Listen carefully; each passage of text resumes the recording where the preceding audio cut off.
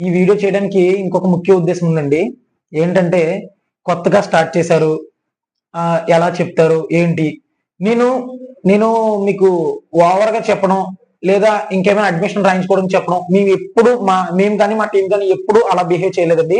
So నేను ప్రతి ఒక్క పేరెంట్‌ని కూడా విజిట్ చేయండి. మా కాలేజ్ ఆర్ మా స్కూల్ అని కాదు. ప్రతి స్కూల్‌కి, ప్రతి కాలేజ్‌కి మీరు విజిట్ చేసిన తర్వాతే అడ్మిషన్ రాయించుకోండి.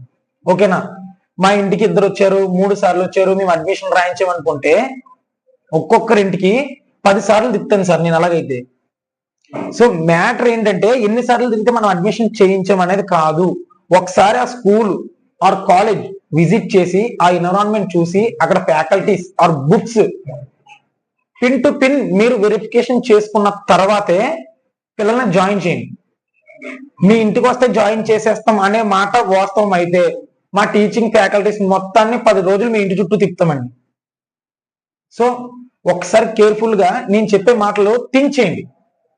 కేర్ఫుల్ గా థింక్ చేస్తే మీకే ఒక ఐడియా వస్తుంది.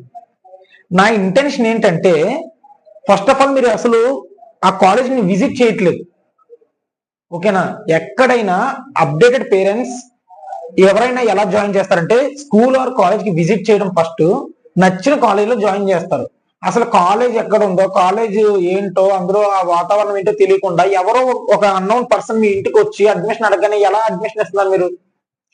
సో ఇది మీ బెనిఫిట్ కోసం చెప్తుందండి. దీన్ని మీరు ఎలా రిసీవ్ చేసుకున్నా పర్వాలేదు. సో ఇది వేరే ఇంకో రకంగా అనుకోవద్దు. దయచేసి ఈ ఒక్క విషయాన్ని కొంచెం థింక్ చేస్తారని కోరుకుంటున్నానండి.